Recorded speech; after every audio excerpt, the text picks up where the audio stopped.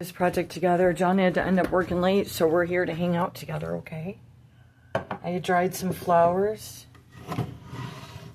And I'm dressed, but I just saw myself on the camera and I'm bloated again. Just keep eating pastries and stuff. I'm not eating pastries. And I'm not even eating much. That's John. When you're 5'3", you can't eat that much. And if you do, even for a week, it's... you know, gain weight. You know what I mean? No, that's for waters. People think we're drinking. This is filtered water. It's kind of like this recycled paper material. Yeah, I don't know. It has kind of like an aged texture to it.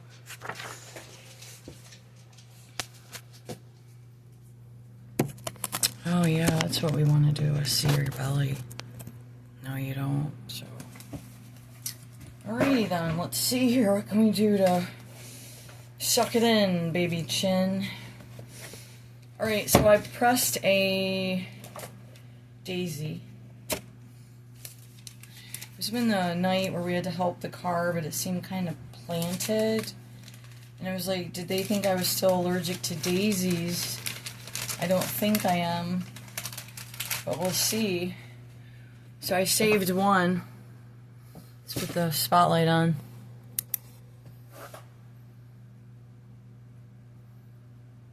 Pretty. So I had dressed up because we're supposed to go somewhere. It's getting late though. He had to work late. I don't like to do anything on his night off. He always has big hopes. Big hopes and dreams, and then the long week catches up to him. So I didn't know if I should just do the daisy by itself. Maybe do like a doodle around it, or find some of my other dried flowers. And then these are roses. It's like changing the color of them when I do that. Turned out pretty good. It's hard to get roses not to brown. It's one of the biggest challenges. They came out pretty good.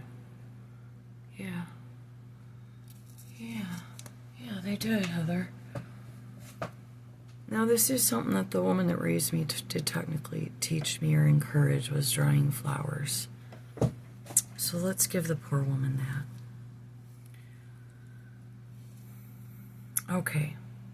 Yeah, I think the daisy alone on this paper is just the simplicity of it.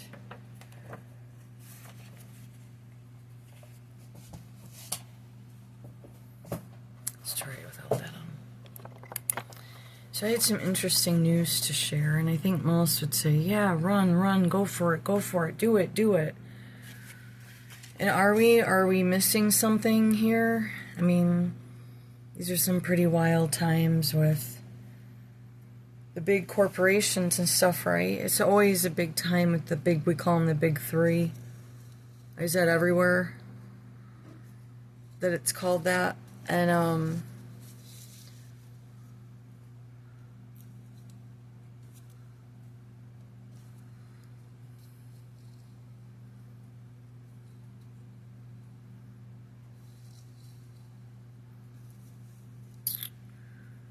I just don't know on this one either.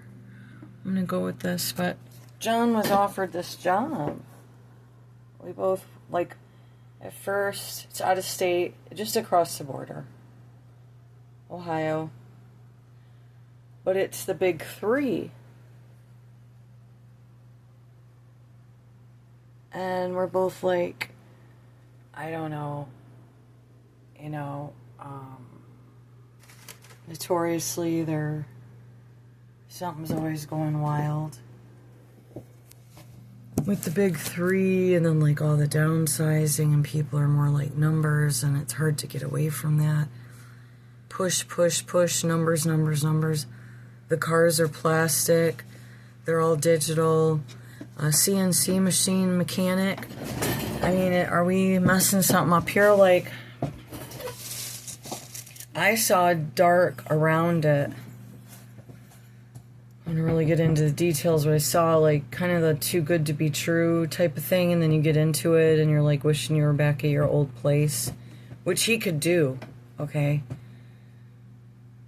He could stay where he is, and that's what he's probably going to do right now. But like I wonder what most wives would say. Would they say go for the money?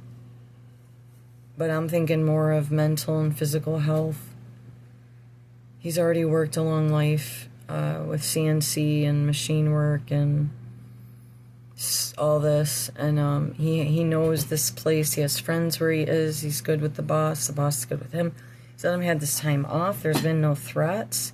Maybe there will be soon. But if you were to go down in one of these newer places, these big three, where they go through people more, even though she said the turnover rate's not very high. I'm going to hurry up.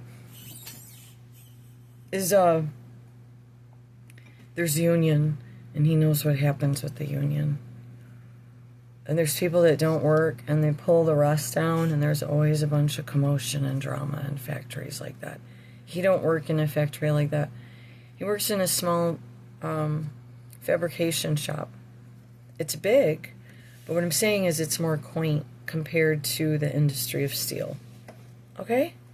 And so I just want to explain that, is that if someone was up to some naughty business, so I remember running into people being a waitress and stuff. Some real works of art from the big three on the higher up of the scale. Okay, so I'm kind of wondering what's going on here.